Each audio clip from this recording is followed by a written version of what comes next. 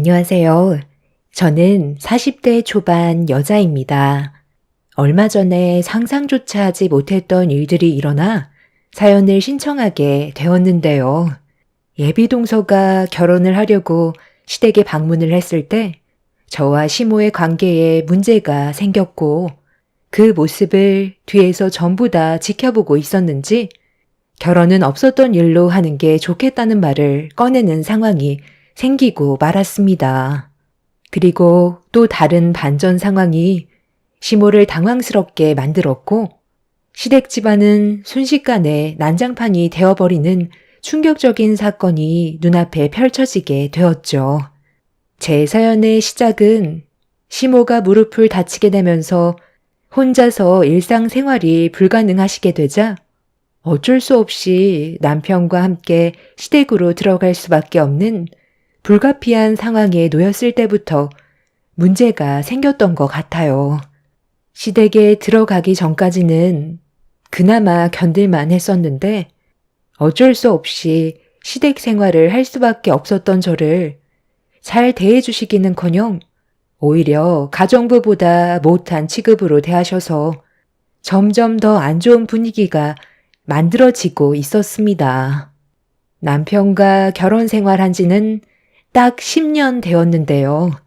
9년을 버텨왔었는데 시댁에서의 1년은 정말 제 인생에서 최악의 시간이었을 정도로 기억하고 싶지 않았던 날들이었어요. 시모 때문에 남편과의 관계에도 문제가 생긴 만큼 시모의 이중적인 성격이 모두를 힘들게 만들었고 결국 이혼 얘기까지 나오게 되었죠. 지금 그 말을 했다고? 나한테 이혼하자는 게 말이 돼? 그냥 대충 넘어가면 되잖아. 별것도 아닌 일을 왜 크게 만들고 그래? 둘 중 하나를 선택하라는 건 너무 억지 부리는 거잖아. 나를 낳아주신 어머니를 어떻게 요양원으로 보내라는 말을 할 수가 있어? 당신이 이해 좀 해주고 좋게 넘어가면 안 되는 거야? 내가 지금 어떤 상황이었는지 전부 다 설명해 줬잖아. 어머님이 계단에다가 무슨 짓까지 저지르셨는데 나 여기 들어온 이유가 몸이 불편하신 어머님 보살펴 드리려고 온 거지. 저 세상 떠나려고 온 거 아니거든? 어떻게 계단에 기름을 뿌릴 생각까지 하실 수가 있어? 나 이제 그만할래. 이러다 나중에 우리 딸 나연이까지 위험해질 수 있다고. 내가 먼저 발견했으니까 아무 사건 없이 끝날 수 있었던 거지. 만약 나연이가 받기라도 했어봐. 정말 큰일 날 뻔했다고. 엄마가 실수로 부은 거라잖아. 당신 요즘에 왜 이렇게 예민한 거야? 좋게 넘어갈 수 있는 상황들을 왜 계속 악화시키는 건데? 누구나 실수는 할 수 있는 거라고. 어떻게 저걸 실수라고 할 수 있어? 아무리 당신 엄마라고 해도 생각 좀 하고 편을 들지 그래? 어머님이 실수로 기름을 쏟으실 이유가 뭐가 있어? 식용유가 왜 필요하셨는지 여쭤보기라도 했어? 아무 말도 못 하시잖아. 내가 밟으려다 발견해서 미끄러지지 않았던 거지? 만약 밟았다면 나는 지금 내 진탕으로 이 세상 사람이 아니었을 거라고. 너무 놀라서 기름을 닦고 있는데 어머님이 뒤에서 내 모습을 몰래 지켜보시다가 방으로 들어가셨을 때 온몸에 소름이 돋았었다니까. 나는 무릎을 다친 환자를 돌보기 위해 온 거지. 내 목숨을 잃으려고 어머님 댁에 온 게 아니야. 편들 걸 편들어. 나는 분명히 얘기했어. 당장 집으로 돌아가지 않으면 당신과도 끝이야. 내가 하는 말 진지하게 받아들이는 게 좋을 거야. 오죽했으면 이혼하자는 말까지 나왔겠냐고. 남편은 흥분한 저를 진정시키기 위해 노력했지만 날이 가면 갈수록 점점 심해지는 시모의 충격적인 행동들이 더는 한 공간에 있고 싶지 않게 만들었어요. 자기 엄마라고 감싸기만 하려는 남편의 모습에 정 떨어져 버린 저는 더 이상 시댁에 있고 싶지 않아 짐을 챙긴 뒤 나갈 준비를 하려는데 저를 계속해서 말리려는 남편과 실랑이가 벌어지자 시모가 방문을 열고 밖으로 나오셨어요. 그리곤 저를 보며 가까이 다가오시더니 갑자기 눈물을 흘리셨습니다.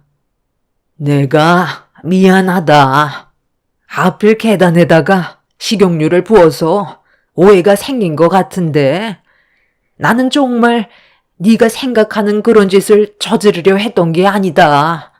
너 도움 없이는 움직이는 것조차 힘든데 어떻게 그런 행동을 저지를 생각을 하겠니? 요즘 많이 피곤해하는 것 같던데. 그래서 예민해진 거 아니니? 오늘은 늦었으니까 내일 다시 얘기하면 어떻겠니? 이대로 나가버리면 더 안 좋은 상황으로 이어질 뿐이라고. 그러니까 일단 흥분 좀 가라앉히고 차분히 풀어나가도록 하자. 연기 그만하시고 그냥 하던 대로 하세요. 왜 이 사람 있었을 때만 약한 척 하시는 거예요? 저와 단둘이 있었을 때 모습을 보여주시라니까요? 당신 그만 좀 하지 못해? 우리 엄마가 먼저 손을 내미셨으면 당신도 멈출 줄 알아야지. 왜 더 악화시키려는 건데? 일단 들어와서 얘기하자니까. 하마터면 제가 세상을 떠날 뻔 했는데도 팔은 안으로 굽는다고 남편의 행동에 너무 큰 실망을 하게 되었죠. 그래서 저를 붙잡고 있는 남편을 뿌리친 뒤 밖으로 나가려는데 목소리를 높인 남편의 한마디에 저는 걸음을 멈췄고 아무것도 할 수 없다는 현실에 결국 그 자리에 주저앉아 눈물을 흘릴 수밖에 없었습니다. 남편은 제 딸이 이혼하는 걸 원하겠냐고 아이에게 감당할 수 없는 고통을 주지 말라며 아무것도 하지 못하게 만들었어요. 단호하게 결정하지 못한 저는 눈물을 흘리면서 방으로 다시 돌아와 버렸고 남편도 뒤따라 방으로 들어오더니 한숨을 내쉬며 앞으로 자기가 좀 더 신경 쓰겠다고 먼저 대화를 시작했어요. 우리 엄마가 당신이 잘못되길 바라고 그런 행동을 하셨겠어? 당신 없으면 아무것도 못하시는 거 잘 알잖아. 이번 일은 서로의 오해에서 시작된 거니까 최대한 좋게 풀고 끝내는 걸로 하자. 우리가 이혼하면 제일 큰 피해를 보는 게 누군지 잘 알잖아. 나연이한테 상처 줄 생각하지 말고 조용히 넘어가자고. 당신은 끝까지 내 생각은 전혀 해주지 않는 거지? 내가 지금 정신적으로 얼마나 힘든 줄 알아? 말을 안 해서 그렇지. 어머님이랑 단둘이 있을 때 완전 딴 사람처럼 행동하신다고. 그런 모습을 볼 때마다 적응이 되지 않는단 말이야. 나 정말 많이 지쳐 있어. 모든 걸 내려놓고 싶을 정도야. 그러니까 당신도 고집 부리지 말고 어머님 그만 요양원에 모시는 거 생각해봐. 우리가 이혼하는 걸 원하지 않고 나연이한테 상처를 주고 싶지 않다면 진지하게 생각하는 게 좋을 거야. 나도 오래 기다려주지는 못해. 결혼 생활 10년 동안 이렇게까지 얘기한 적 없었는데 이혼 얘기 나왔으면 심각하게 받아들이라고. 그렇다고 어떻게 우리 엄마를 요양원으로 보내자는 말을 할 수가 있어? 당신이 집안의 장남과 결혼을 했으면 이 정도는 감수해야 되는 거 아니야? 어찌됐든 이혼은 절대 안 되고 엄마한테도 내가 최대한 좋게 얘기해서 앞으로는 이런 일 없게 만들 테니까 이제 그만 화 풀고 거실로 좀 나와봐. 엄마가 할 말이 있으시대. 시모가 겨울에 미끄러지셨는데 그때 무릎을 다치셔서 거동이 불편하시다며 제대로 걷지를 못하셨어요. 그래서 휠체어에만 앉아 계시다 보니까 집안에서 할 수 있는 일들에 제약이 많았었죠. 이런 상황이다 보니 집안의 며느리라곤 저 하나뿐이라 어쩔 수 없이 제가 시모를 도와드릴 수밖에 없었습니다. 시모와의 사이가 좋지 않았어도 어쩔 수 없이 옆에서 많은 것들을 도와드렸었는데 항상 돌아오는 건 모진 말들 뿐이었고 저에게 스트레스를 지속적으로 주시다 보니 한계치에 다다르게 되었던 거죠.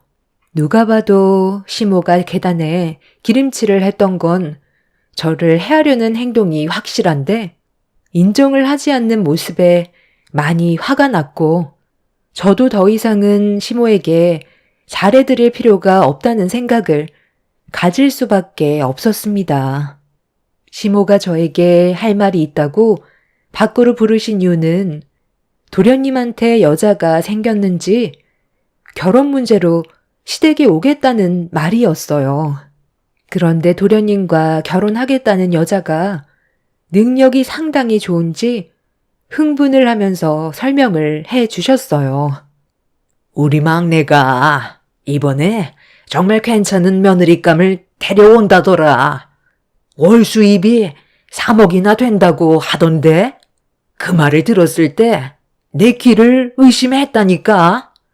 사업을 한다지만 한 달에 3억이면 엄청 성공한 거잖아.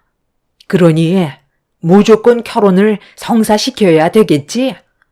이번 주말에 인사 온다고 했으니까 그 전에 네가 할 일이 상당히 많을 거다.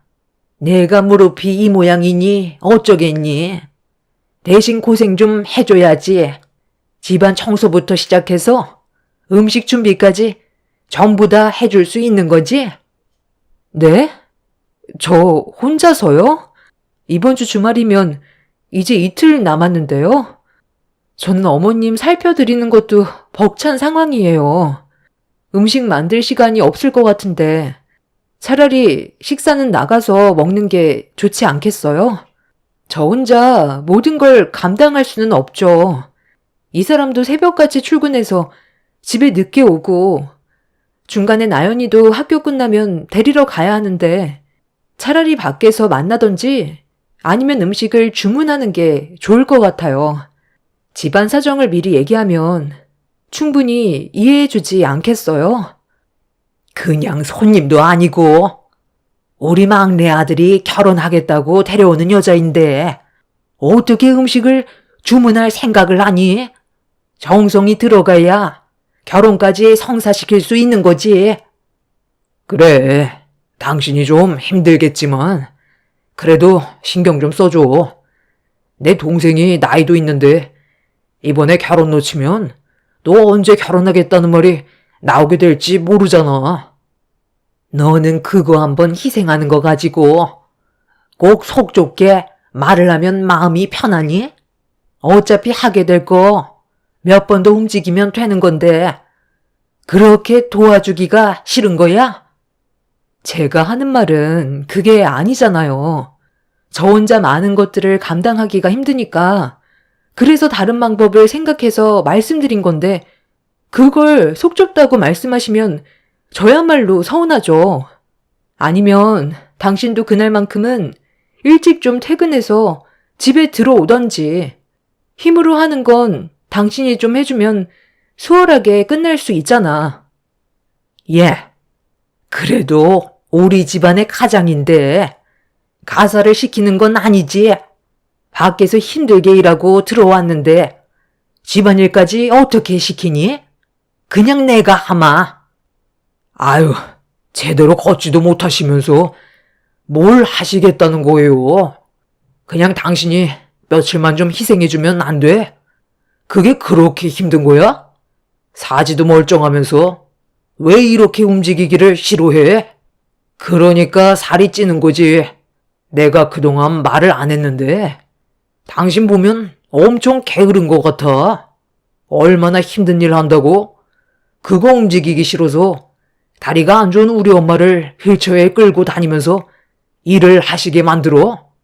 힘들게 밖에서 일하고 들어온 나한테까지 일을 시켜야 마음이 편하겠어?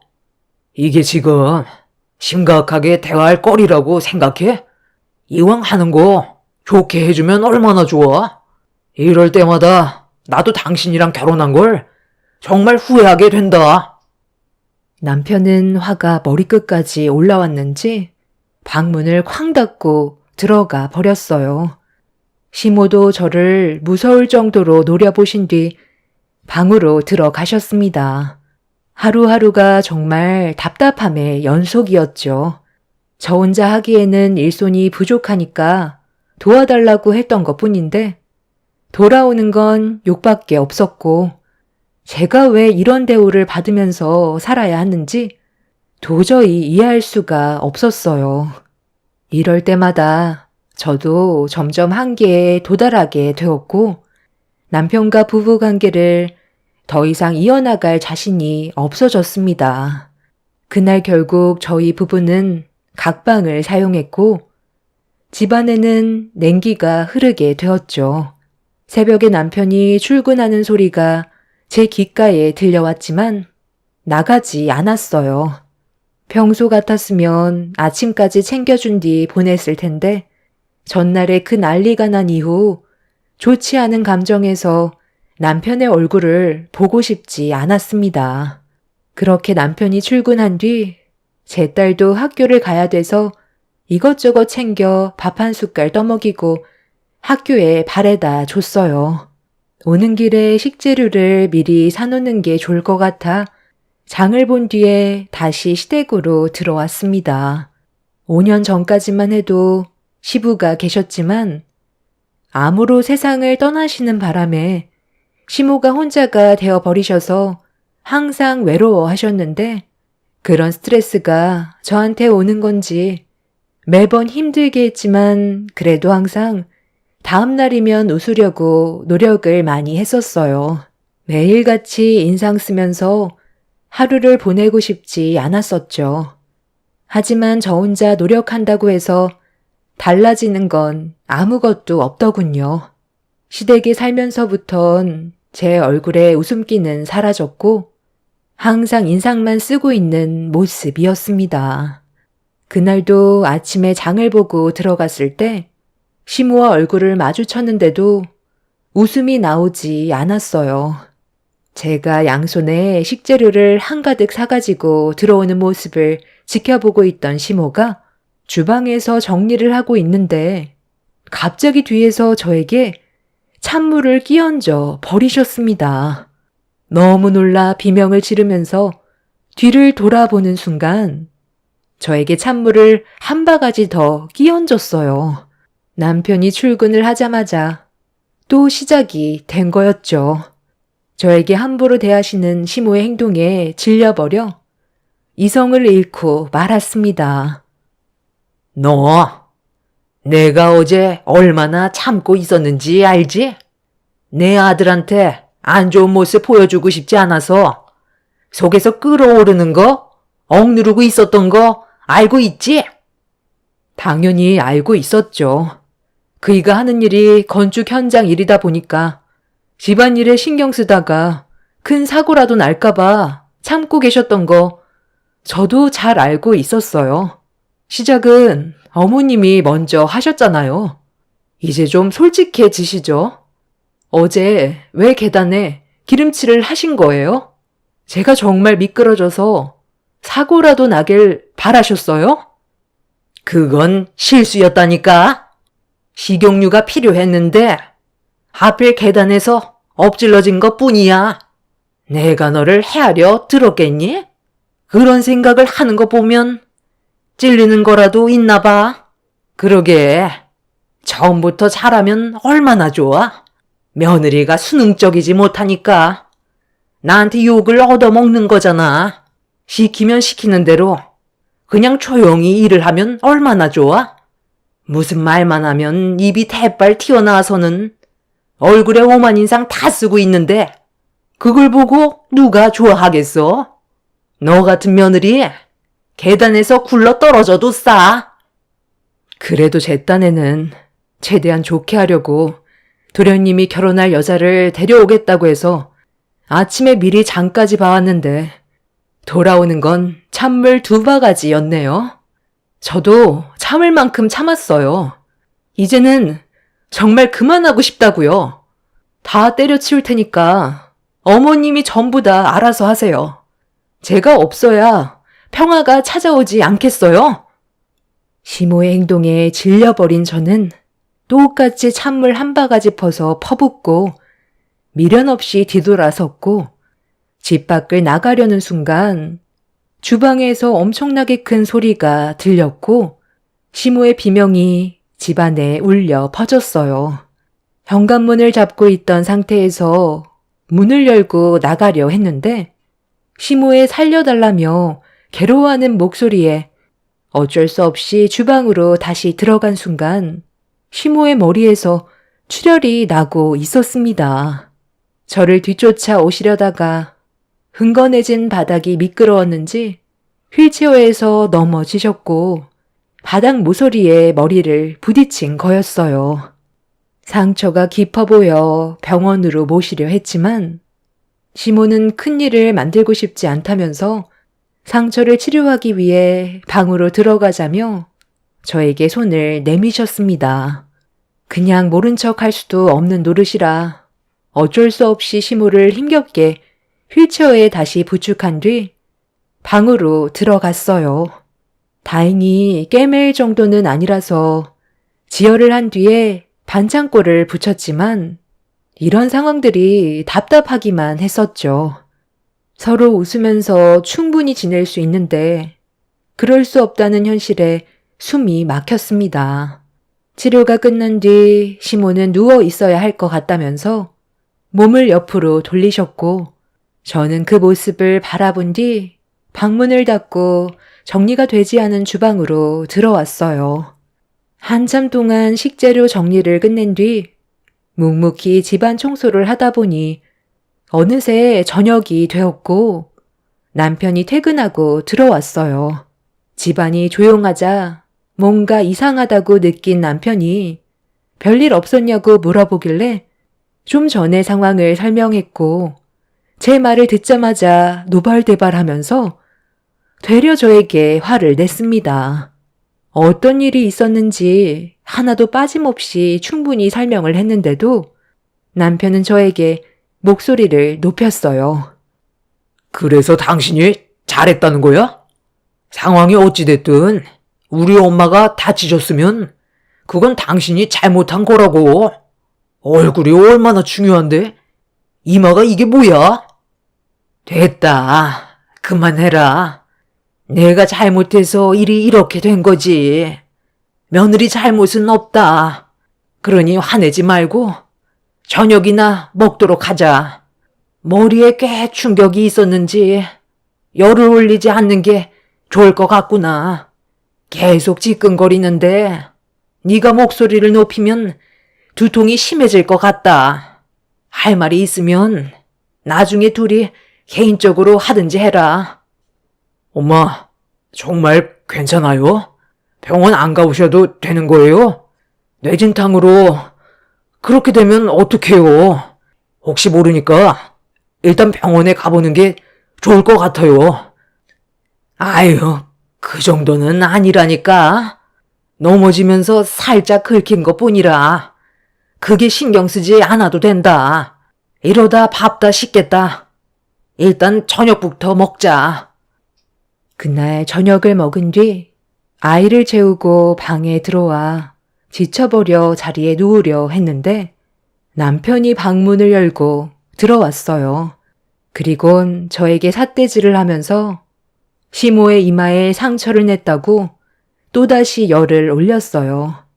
상대하고 싶지 않아 무시하고 있었는데 남편이 저를 돌려 세우더니 제 뺨에 손을 올리려는 신용을 하고 있었습니다. 그런 모습에 너무 놀란 저는 눈시울이 붉어졌고 지칠 대로 지쳐버린 상태라 더는 남편과 함께 살고 싶지 않았습니다. 제 입에서는 끝내 이혼 얘기가 나왔고 조만간 돌아오는 월요일 이혼 서류를 작성하러 가자는 말을 꺼냈어요. 남편은 비웃으면서 또다시 아이가 아파하는 모습을 보고 싶냐고 제 마음을 헤아려 주려 하지 않길래 묵묵히 짐을 챙겼어요. 아이가 푹 자고 있어서 다음날 친정으로 갈 생각을 가지고 있었습니다. 그렇게 남편과 안 좋은 상황에서 이혼의 문턱까지 오게 됐지만 제가 살기 위해서는 이 방법이 최선인 것 같았어요. 그날 하루 종일 밤을 꼴딱 새우면서 고민을 해봤지만 이혼만이 답이었고 동이 트자마자 아이를 데리고 친정으로 가기 위해 준비를 하고 있었습니다. 그렇게 집 밖을 나가려는 순간 남편이 제 손을 잡고 있던 아이를 빼서 품에 안더니 어디를 가냐고 화를 냈어요. 어차피 이혼하는 마당에 함께 있을 필요 없지 않냐고 아이를 돌려달라고 했지만 남편은 그날 도련님이 결혼할 여자를 데려오기 때문에 이 일이 끝날 때까지는 제가 있어야 한다고 그 뒤에 보내주던지 생각을 해보겠다면서 나머지 한쪽 손으로 제 옆에 있던 캐리어까지 빼서 버렸습니다. 집 밖으로도 나가지 못하는 제 자신이 너무 불쌍했어요. 아이를 남편에게서 데려와야 하기 때문에 어쩔 수 없이 도련님이 올 때까지 기다릴 수밖에 없었습니다. 제 딸이 보는 앞에서 엄마 아빠가 싸우는 모습을 보여주고 싶지 않아 최대한 참고 있었죠. 그렇게 영혼 없이 준비를 끝낸 뒤 잠깐 쉬고 있는데 도련님이 거의 도착해 간다는 말을 듣게 되었을 때 시모가 저를 급하게 마당으로 부르셨어요. 예, 시간 없다. 여기 정원에 있는 잡초 서둘러 뽑아라. 우리 집안 첫 이미지가 얼마나 중요한지 너도 잘 알지? 일단 보이는 대로 뽑아서 갖다 버려. 그이한테 시키면 되잖아요. 왜 제가 잡초까지 뽑아야 되는 거예요? 음식 준비해줬으면 그걸로 된 거 아니에요? 그이 불러서 잡초 뽑으세요. 그냥 시키면 시키는 대로 하면 안 되는 거니? 우리 집안 첫인상은 너 때문에 글렀어. 오늘 같은 날 굳이 얼굴 붉힐 필요 없는데 왜 이렇게 속 터지게 만드는 거야? 저를 탓하지 말고 거실에 앉아서 TV 보고 있는 어머님 아들을 탓하세요. 저는 할 만큼 했으니 더 이상 움직이지 않을 거예요. 이제 나연이 데리고 가볼게요. 제가 집 안으로 들어가려 하자 시모는 바닥에 있던 장대를 들어 제 등을 후려 치셨어요. 그 순간 너무 놀라 바닥에 넘어지게 되었고 시모는 흥분을 가라앉히지 못한 채 긴 장대를 들어 사정없이 저에게 휘둘렀고 저는 비명을 지르면서 그만하시라고 소리를 질렀지만 시모는 저 때문에 집안 첫인상을 말아먹었다면서 더욱더 난리를 치셨습니다. 그런데 이런 상황을 때마침 시댁에 들어오던 도련님이 목격하게 되었고 급하게 달려와 시모의 장대를 빼서 던져버렸어요. 도련님이 너무 일찍 왔다고 생각했는지 시모는 당황한 얼굴로 도련님을 쳐다보고 있었는데 그 뒤를 따라 들어오던 한 여자가 저를 일으켜 세웠습니다. 그런데 그 여자의 얼굴을 보는 순간 너무 놀라 입을 다물지 못했어요. 제 두 눈을 의심했고 다시 만난 인연에 눈물이 왈칵 쏟아져 버렸습니다. 괜찮으세요? 왜 이런 눈추한 곳에 계세요? 이런 대우를 받으면서 살고 계셨던 거예요? 그동안 소식이 궁금했었는데 여기서 만나게 될 줄 꿈에도 몰랐어요. 너한테 이런 꼴이나 보이고 20년 만에 봤는데 너는 변한 게 하나도 없네. 나는 보다시피 이런 대우 받으면서 살고 있어. 안 그래도 그만 정리하려고 했었어. 어떤 상황인지는 정확히 모르지만 아무리 그래도 장대로 사람을 내려치는 게 어디 있어요? 이건 사람이 할 짓이 못 된다고요. 강우 씨, 어머님이 이런 분이셨어? 그게 나도 처음 목격해서 지금 많이 당황스러워. 엄마, 왜 형수님한테 이런 짓을 하셨어요? 거의 다 도착했다고 말씀드렸잖아요. 그럼 더욱더 조심하셨어야죠. 아니, 그게 내가 며느리한테 정원에 있는 잡초 좀 뽑으라고 했는데 말을 안 듣잖아. 그러니 화가 안 나게 생겼어. 꼴랑 200평밖에 안 되는데 그거 싫다고 불만을 털어놓으니까 얼마나 화가 치밀던지. 가정교육을 제대로 못 받고 자랐으니 매질을 해서라도 똑바로 교육을 시켜놔야 정신을 차릴 것 같아 한 대 지어 박았다. 제가 목격한 장면만 봐도 어떤 집안인지 충분히 알 수 있겠네요. 강우 씨와의 결혼 없었던 걸로 하는 게 좋겠어요. 언니를 이런 곳에서 만난 것도 신기하지만 이런 대우를 받을 사람이 아니거든요. 언니가 당했던 거 저한테 다 얘기해 주세요. 제 모든 걸 걸어서라도 전부 갚아 드릴게요. 도련님과 결혼을 하겠다고 찾아온 여자는 20년 전에 서점에서 아르바이트를 할 때 만들어진 인연이었어요. 그때 당시 고등학생이었던 이 여자는 서점에서 매일 살다시피 했었죠. 그런데 어느 날 아르바이트를 쉬고 있었을 때 제가 일을 하던 서점을 지나가고 있었는데 사람들이 비명을 지르면서 대피하길래 무슨 일인지 알 수 없었던 저는 건물 안으로 들어가게 되었고 제 두 눈에 들어온 건 서점에 불이 타고 있는 장면을 목격했어요. 그런데 뜨겁게 타오르고 있던 서점 안에서 살려달라는 목소리가 들려왔고 매일 서점에서 살던 고등학생 여자가 불길에 휩싸여 밖으로 나오지 못하고 있던 상황이었죠. 저는 그때 당시 한 사람을 살려야겠다는 마음 하나로 화장실에서 온몸에 물을 적신 뒤 그 학생을 데리고 밖으로 나와 힘들게 구출에 성공을 했지만 그 학생의 얼굴에는 평생 씻을 수 없는 상처가 남고 말았습니다. 그날 이후 저와의 관계는 더욱더 가까워졌지만 바쁘게 살다 보니 여러 차례 이사를 가게 되었고 전화번호까지 바뀌게 되면서 연락처가 지워져 소식이 끊기고 말았었죠.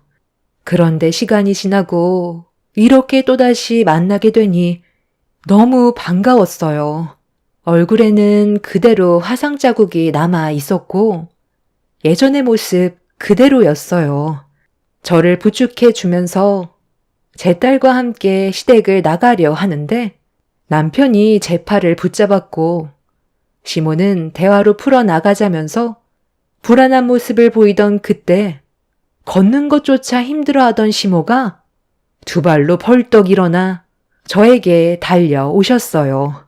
한 번만 용서해 달라며 예비 며느리를 절대로 보내줄 수 없다면서 손이 발이 되도록 빌고 계셨네요. 그 모습에 모두가 경악을 하고 말았죠.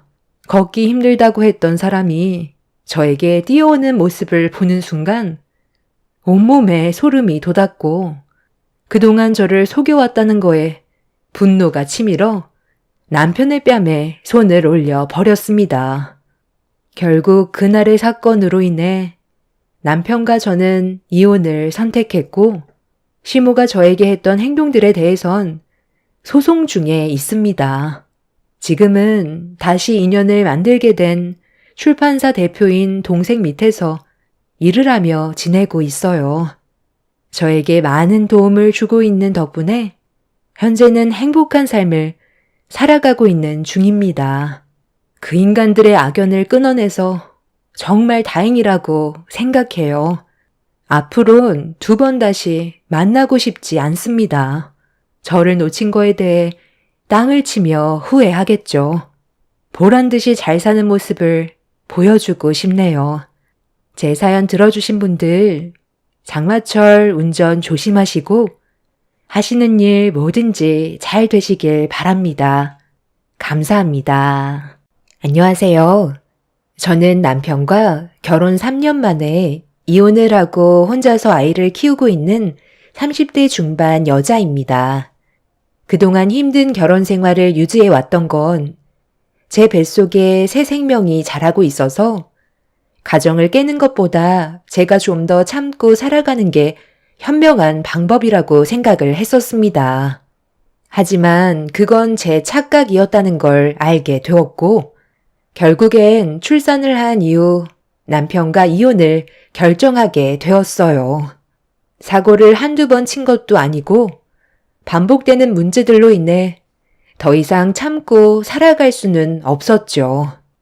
그런데 시모는 제가 얼마나 힘든 상황들을 인내하고 있는지 전혀 눈치를 채지 못하고 임신한 저를 함부로 대하셨는데, 그 이유는 시모가 손주를 별로 원하지 않으셨어요.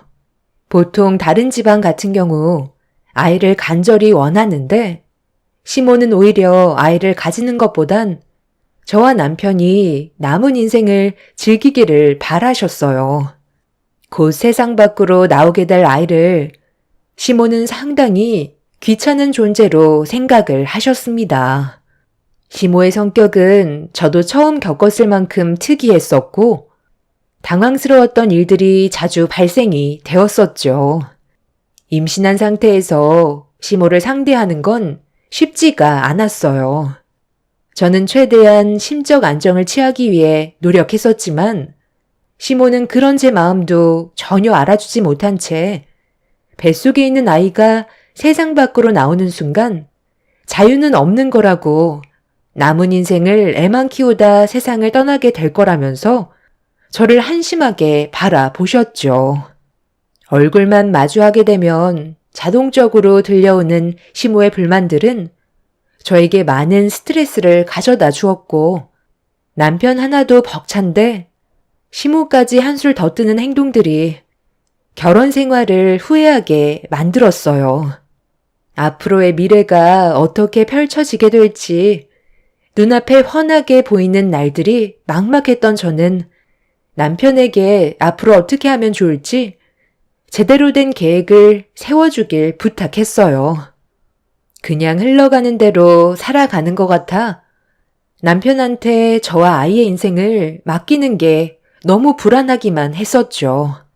남편은 시간이 알아서 해결해 줄 거라며 믿음이 가지 않는 모습을 보여주었어요.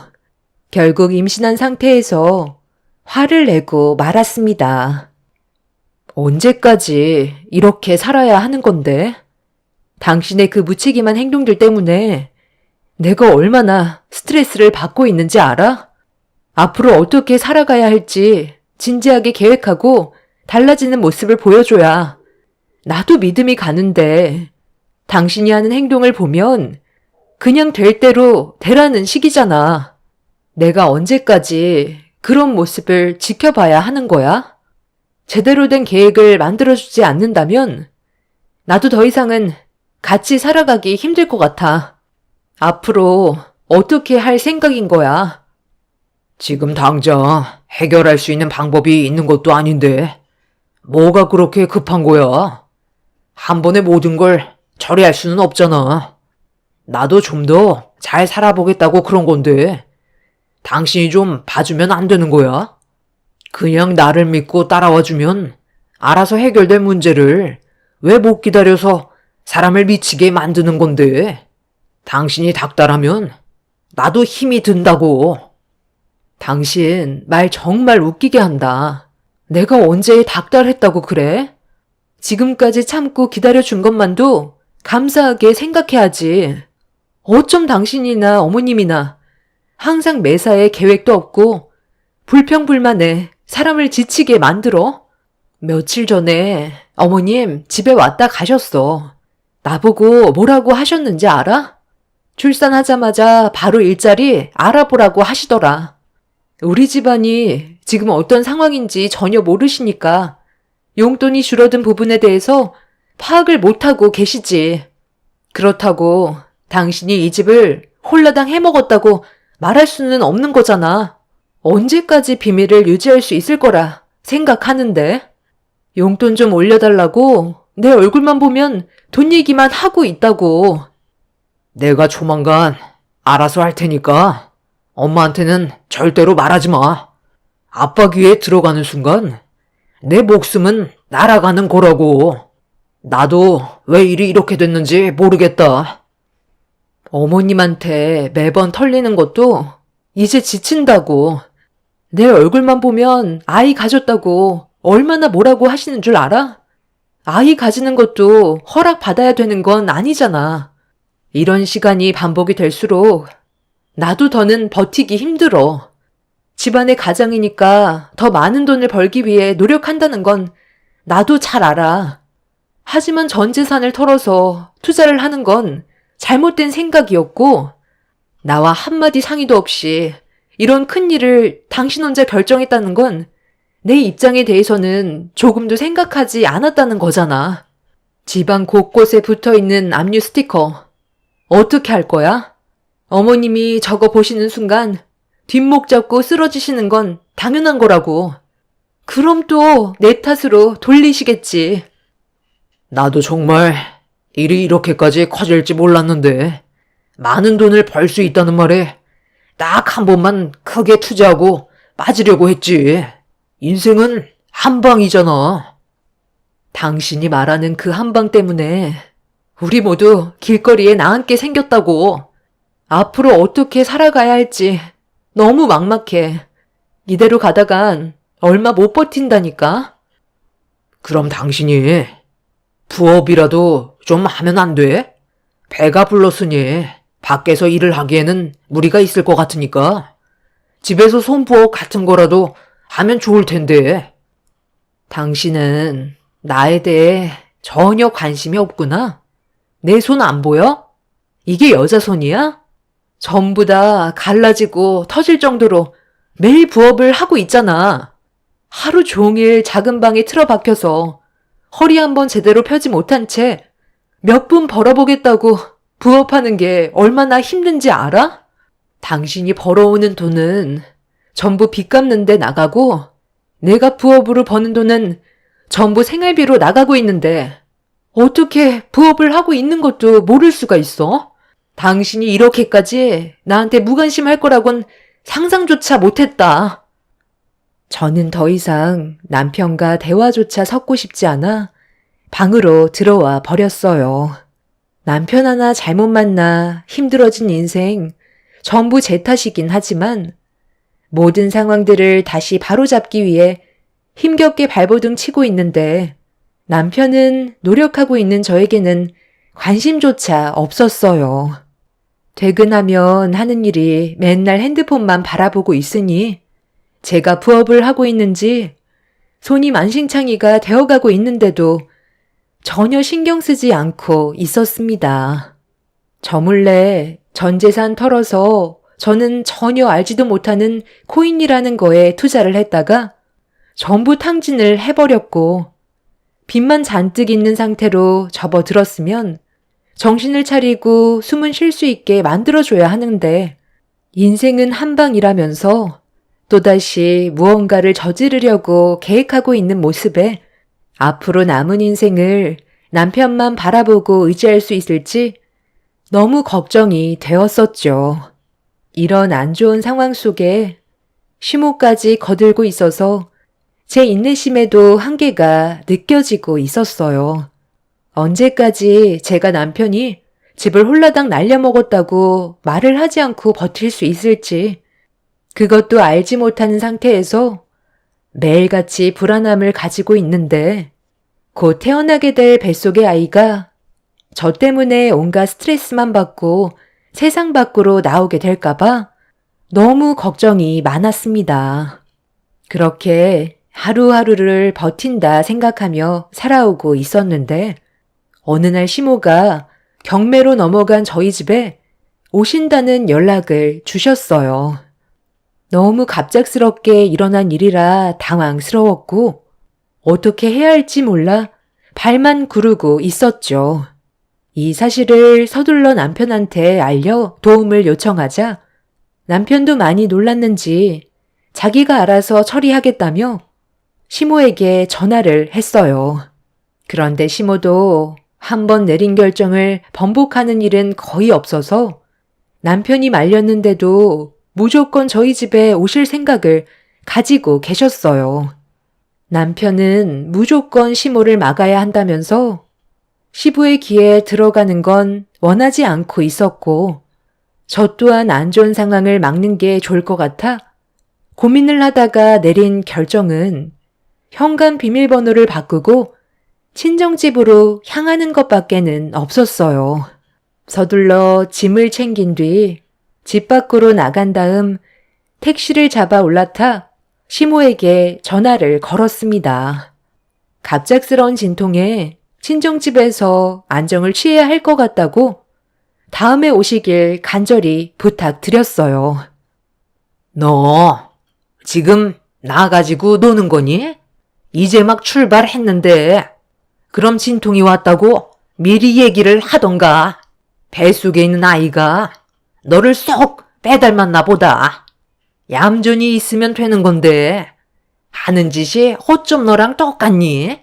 그럼 내 아들 먹을 음식만 들여놓고 나올 테니까 너는 사돈댁에 가서 몸조리나 하고 있어라. 어머님, 지금 꼭 가셔야 될까요?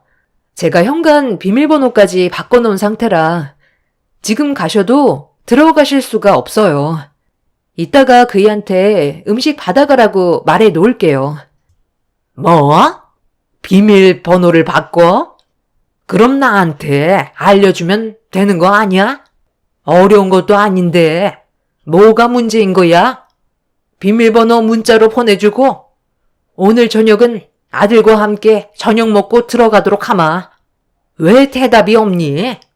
내가 내 아들 집에 들어가겠다는 건데 도대체 뭐가 문제인지 모르겠구나.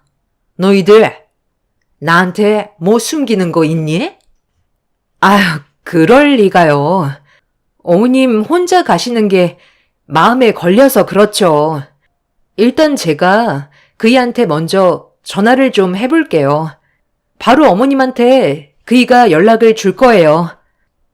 시모는 제가 비밀번호를 알려주지 않는 거에 대해 불만을 쏟아내었지만 저도 시부모님이 안 좋은 소식을 듣게 하고 싶지 않아 최대한 막으려고 노력했어요. 저는 곧바로 남편한테 전화를 걸어 상황 설명을 이어나갔고 남편은 시모에게 전화를 해서 직접 만나 음식을 받아가는 게 최선의 방법인 것 같다는 의견을 주었어요. 그렇게 한 번의 위기를 겨우 넘길 수는 있었지만 언제 또 무슨 일이 벌어질지 몰라 마음을 졸이며 생활을 하고 있었습니다. 남편과 저는 시부의 귀에 들어가지 않게 하기 위해 최대한 조심했어요. 남편이 집을 날려먹었다는 걸 알게 되시는 순간 집안은 폭풍이 휘몰아칠 테고 뼈도 못 추리게 될 게 뻔하기 때문에 더 큰 일이 오기 전에 저희 부부가 사전에 모든 걸 막아야만 했었습니다. 남편은 이대로 방치하다가는 결국 걸리게 될 거라고 생각을 했는지 원래 해서는 안 될 행동이었지만 남편은 중간에서 시모에게 음식을 받아 집으로 들어간 뒤 압류 스티커를 전부 다 뒤로 숨겨놨었어요. 처벌을 받을 수 있다는 걸 알면서도 시부모님이 알지 못하게 조치를 취해 놨었죠. 그렇게 매일 불안한 상황 속에서 지내다 보니 제 몸에도 문제가 생겼고 출산 예정일보다 좀 더 일찍 출산을 하고 말았습니다. 정말 다행이었던 건 주기를 다 채우지 않고 아이가 세상 밖으로 나왔는데도 건강 상태는 나쁘지 않아 관리만 잘해주면 큰 문제는 없었어요. 저는 부모님 집에서 일주일 정도 몸조리를 한 뒤에 부모님의 도움을 받아 집으로 돌아갈 수 있었습니다. 부모님께서도 사업을 하시기 때문에 시간을 계속 뺄 수가 없는 상황이라 부모님 집에서 계속 지내는 것도 한계가 있었어요. 부모님께서도 집이 경매로 넘어간 건 모르고 계셔서 남편과 제가 잘 지내고 있는 줄로만 알고 있었죠. 남편은 시모가 저희 집에 한번 오시려고 했었을 때 불안함을 많이 느꼈는지 경매를 취소하기 위해 퇴근을 한 뒤에 대리운전까지 뛰며 당장이 급한 불부터 끄기 위해 노력을 하고 있었습니다. 발등에 불이 떨어지고 나서야 남편이 정신을 차린 것 같아 한 고기만 넘기면 숨통이 트일 줄 알았어요. 저도 육아에만 집중을 할 수는 없어서 집에서 할 수 있는 또 다른 일들을 찾아보았고, 저희 부부는 주어진 환경 속에서 최선을 다해 살아가고 있었어요. 하지만 이제 막 세상 밖으로 나온 아이는 저에게 많은 시간을 허용해 주지 않았습니다. 제대로 된 생활 자체가 불가능했었고, 잠 한숨 잘 수 없을 정도로 아이한테서 손을 뗄 수가 없었어요. 체력은 이미 바닥이 난 상태라 이를 알아보기에는 어려움이 많았습니다. 여러 가지로 힘겨운 날들이 계속해서 이어져 가고 있던 어느 날, 평소에는 집에 오시기 전에 항상 연락을 주셨는데, 그날은 저에게 전화 한 통 없이 오셔서 아무런 준비도 없이 문을 열어드려야만 했어요. 몸도 전부 회복이 되지 않은 상태에서 육아에 지쳐 있다 보니 갑자기 찾아오신 시모를 제대로 챙겨드리기는 어려움이 있었어요. 너 아주 판쪽이 됐구나. 내가 뭐라고 그랬어? 아이를 가지는 순간부턴 인생을 말아먹는다고 했었지? 이제야 내 말에 조금은 공감이 가니? 힘들기는 하지만 그래도 웃는 날이 더 많은 것 같아요. 저는 아이를 가진 거에 대해 후회를 해본 적이 없어요. 그런데 무슨 일 때문에 오신 거예요? 무슨 일 때문에 왔겠어? 너도 이제 복직할 준비해야 되지 않겠니? 언제까지 집에만 박혀 있을 수는 없잖아. 요즘에 돌봐주는 도우미 아줌마도 많다더만. 그거 이용하면 되잖니? 사돈댁 분들은 사업을 하시니 시간이 나질 않고, 나도 이 나이 먹고 애 봐줄 생각 전혀 없으니까 서둘러 도우미 좀 알아봐라. 저 출산한 지 이제 일주일 넘어가고 있어요. 몸도 회복이 아직 덜 됐는데 복직이라는 건 무리가 있는 것 같아요. 아이가 우선이지 일이 우선은 아니잖아요. 돈이 부족해서 그래. 내 아들이 요즘 용돈까지 끊어버렸는데 이유는 말도 안 해주고 아이한테 들어갈 돈이 많다는 말만 하는데 그건 핑계인 것 같고, 도대체 왜 내 용돈을 끊어버린 거야? 줄이는 것도 아니고 아이의 돈줄을 끊는 건 너무하다고 생각되지 않니? 내가 용돈을 다시 받으려면 네가 복직하는 수밖에 없지. 당분간 일할 생각은 없어요. 지금 시기에는 아이한테만 집중을 하고 싶어요. 아버님께서 일하시는데 직접 달라고 하시는 건 안 되는 거예요? 아유, 그 꽉 막힌 인간이 나한테 용돈을 주겠니? 세상 떠나기 전까지 절대로 자기 지갑 열지 않을 사람이다. 생활비 빼곤 용돈은 아예 주지도 않는다고. 너희 무슨 일 있는 건 아니지? 갑자기 돈을 주기 힘들다고 하면 내가 얼마나 당황스럽겠니? 사야 할 것도 많은데 언제까지 입만 벌리고 기다릴 수는 없잖아. 요즘 돈 나갈 때도 많고 아이 용품도 사야 해서 그이가 좀 많이 예민해졌나 봐요. 제가 나중에 한번 얘기해 볼게요. 오늘 식사하고 들어가실 거예요? 그럼 당연하지. 여기까지 왔는데 그냥 가라는 건 아니지. 나가서 외식을 하던지 아니면 저녁상 좀 차려봐라. 곧 내 아들 퇴근할 텐데 같이 저녁 먹으면 좋잖니? 시모는 남편이 대리운전을 하고 있다는 걸 전혀 모르고 있었기 때문에 퇴근하면 집으로 곧장 오는 줄 알고 있었어요. 저는 잠깐만 통화 좀 하겠다면서 남편한테 전화를 걸었고 현재의 상황을 알린 뒤 어떻게 하면 좋겠냐고 의견을 물어보자 남편은 시모를 그냥 돌려보내라는 말만 하고 전화를 끊어버렸어요. 그 순간 짜증이 확 올라왔지만 최대한 감정을 억누른 채 다시 거실로 나와 시모에게 최대한 좋게 설명을 드리려고 하는 순간 시모의 손에 압류 스티커가 쥐어져 있었어요.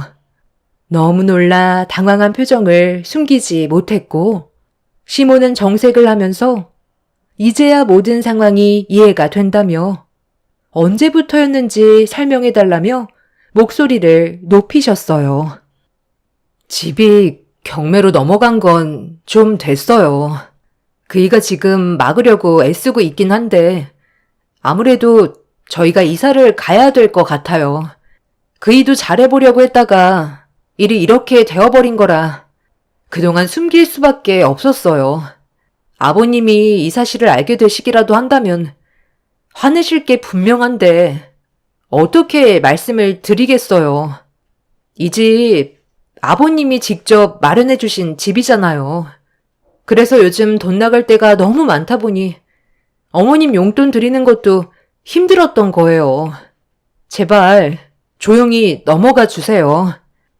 지금 이 상황이 얼마나 심각한지 모르는 거야? 너희 시아버지가 이 사실을 알면 승재는 뼈도 못 추린다고. 너는 이렇게까지 될 동안 뭘 하고 있었던 거야? 저도 전혀 알지 못하고 있다가 뒤늦게 알았어요.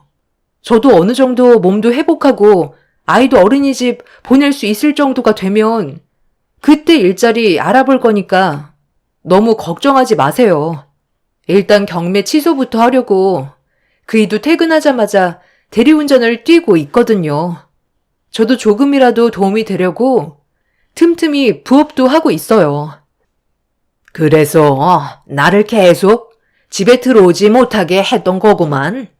어쩐지 뭔가 이상하다 했었다. TV에 이상한 스티커가 뒤에 붙어 있길래 생각 없이 떼봤는데 압류 스티커라니. 아무리 생각이 없어도 그렇지 상황이 이렇게까지 오기 전에 몰랐다고? 네가 얼마나 내 아들한테 관심이 없었으면 이 지경이 될 때까지 몰랐다는 게 말이 되니? 안 되겠다. 너 내일부터 당장 일자리 알아봐라. 한 푼이 아쉬운 상황에서 태평하게 애나 보고 있으면 되겠니? 내일 바로 복직하고 퇴근하면 내 아들처럼 대리운전을 하던 돈 되는 일은 전부 다 찾아서 하루빨리 이 상황을 진정시켜라. 조만간 너희 시아버지가 어떻게 살고 있는지 궁금해서 온다고 했는데 너는 생각이 전혀 없는 거야? 갓 태어난 아이도 어린이집에 맡길 수 있으니까 내 말에 토달지 말고 그냥 시키는 대로 해라. 찬밥 더운 밥 가릴 처지니? 어머님, 아이가 태어난 지 이제 일주일 넘었는데 어린이집에 맡기는 건 문제가 있어요.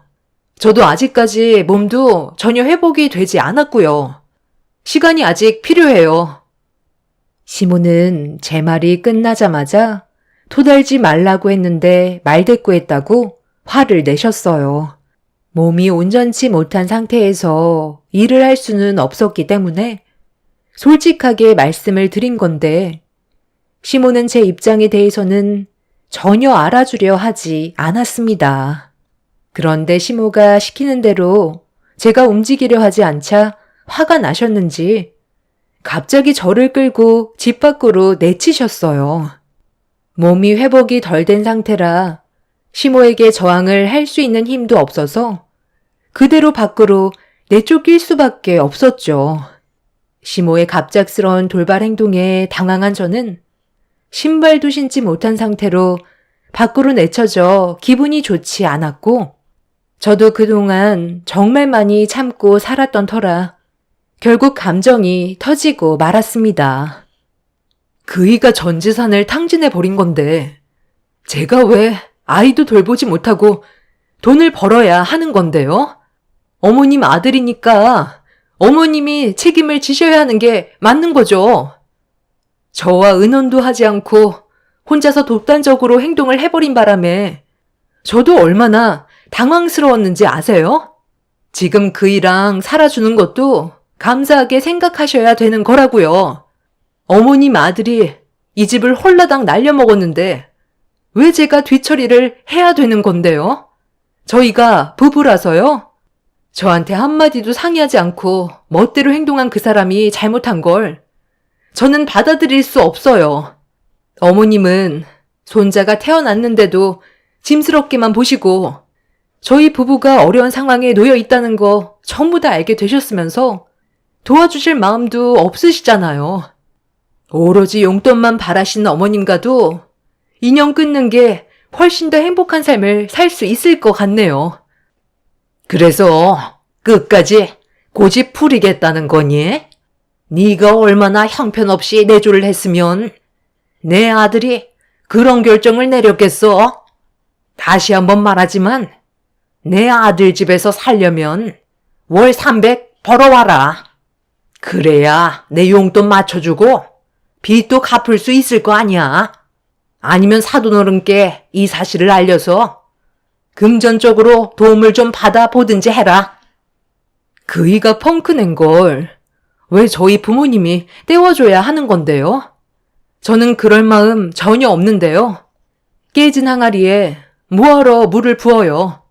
본인이 저지른 일 알아서 처리하게 놔둬야 정신을 차리고 다음부터 쓸데없는 짓을 하지 않겠죠. 저도 그이랑 사는 거 지칠 대로 지쳤고 같이 살 마음 조금도 없었는데 어머님이 제 고민을 확실하게 결정지어 줄 수 있게 해주셨네요. 저 그이랑 이혼하고 어머님과도 인연 끊겠습니다. 이런 집구석에서 살 바엔 혼자 사는 게 100배 1000배 낫겠어요. 제가 이혼하겠다는 말을 꺼내자마자 시모도 화가 나셨는지 현관문을 열고 저에게 달려드셨어요. 분노한 시모를 온 힘을 다해 옆으로 밀친 뒤 저는 다시 집 안으로 들어올 수 있었고 현관문을 걸어 잠근 뒤에 저희 부모님께 도움을 요청했습니다. 이미 수습이 되지 않을 만큼 사태가 심각해져 버렸기 때문에 더는 함께 살고 싶지 않았어요. 압류 스티커를 발견하셨으면 서로 머리를 맞대고 해결해 나갈 생각을 하셔야 되는데 시모는 용돈을 받지 못한다는 거에 화가 나셔서는 오히려 저한테 해선 안 될 행동을 저질렀고 이런 상황들로 인해 잘 자고 있던 아이까지 놀라서 울고 있는 모습을 보니 더는 막장 집안과 함께 하고 싶은 마음이 없었습니다. 이런 집안과 살면 저와 아이는 결국 끝이 없는 불행의 길을 걷게 될 게 뻔했었죠. 뒤늦게 이 사실을 알게 되신 부모님은 남편의 무책임한 행동에 많이 실망을 하셨는지 다시 예전으로 돌아가려는 남편을 받아주지 않으셨어요. 시모는 저희 부모님께 막말을 퍼부으면서 제가 버릇이 없다고 자식 교육을 똑바로 시키지 못했다며 흥분을 가라앉히지 못하셨죠. 남편이 저희 부모님께 용서를 구하고 있는데 시모의 거침없는 언행에 상황은 더욱더 안 좋아지고 있었습니다. 저희 가족은 더 이상 이 사람들을 상대할 가치가 없다고 판단해 부모님의 도움을 받아 짐을 챙겨 친정으로 돌아가려 했어요. 그런데 남편이 부모님 앞에서 무릎을 꿇더니 손이 발이 되도록 빌면서 돈을 좀 빌려달라며 애언을 했는데 충격적이게도 남편은 저 몰래 대출받을 수 있는 곳을 알아본 뒤 최대한 끌어모아 하지 말아야 하는 걸 또다시 건드렸고 결국 그 돈마저 탕진했다며 수습을 할 수 있게 도와달라며 눈물을 쏟아내었습니다. 저희 가족도 남편의 생각 없는 행동에 많이 놀랐지만 시모도 당황한 듯 남편한테 재차 물어봐도 아무 말이 없자 시모는 오열을 했고 저희 가족은 그 모습을 보면서 지긋지긋했던 그 인간들을 뒤로한 채 친정으로 돌아갔습니다. 남편의 생각 없는 행동들이 더는 수습을 할 수 없을 정도로 심각해져 버려 시부의 귀에 들어갈 수밖에 없었고 집안은 난리가 났지만 시부는 남편을 도와주시지 않으셨어요. 오히려 인연을 끊어내어 버렸죠. 저도 그날 이후 경제적인 개념이 전혀 있지 않은 남편과 함께할 수 없다고 판단해 이혼을 결정하게 되었습니다. 그리고 저는 부모님과 이제 막 태어난 아이와 함께 살기 위해 전에 부모님이 살던 집을 처분하고 좀 더 넓은 집으로 이사를 하게 됐어요. 50평대 새 아파트로 입주를 하게 되면서 저희 엄마는 당분간 사업에서 손을 떼고 저와 아이를 위해 전적으로 도와주시기로 결정을 하셨습니다. 안정적인 삶으로 다시 돌아와서 그런지 심적으로 많이 편해졌었죠. 제가 선택한 사람이라 끝까지 함께하고 싶었고 남편이 모든 걸 해결하길 바랐었어요. 수습도 하지 못할 정도로 생각이 없는 사람은 아닐 줄 알았는데 마지막에 또다시 대출을 받아 상황을 더 악화시켰다는 말을 듣게 되는 순간 더는 함께 살고 싶지 않더라고요. 시모는 제가 부모님과 함께 50평대 새 아파트로 이사를 하게 됐다는 소식을 듣곤 배가 많이 아프셨는지 저희 집에 몇 번 찾아오셔서 한바탕 난리를 친 적이 있었어요. 저희 부모님께 돈 좀 빌려달라고 하셨지만 조금도 도와주지 않았거든요. 시부도 이미 생각 없는 시모와 남편을 내쳐버린 상태라 집안으로 들이지 않고 있어서 원룸에서 지내고 있다는 소식을 접했습니다. 제 사연을 들어주신 여러분들께서도 누구는 한 번의 투자로 큰 돈을 벌었다는 말에 본인도 그렇게 될 수 있을 거라는 착각에 빠지지 않으셨으면 좋겠어요. 제 경험상 절대로 빠져나올 수 없다는 걸 알기 때문에 여러분들께서도 그런 불행을 겪지는 않으셨으면 좋겠습니다. 최근에 전남편과 시모가 아이를 핑계로 저와 계속 연결고리를 만들려고 하는데 조만간 경찰에 신고를 해서 접근 금지 신청을 하려고요. 제 자식을 빌미로 돈을 갈취하려는 모습이 몇 번 보였거든요.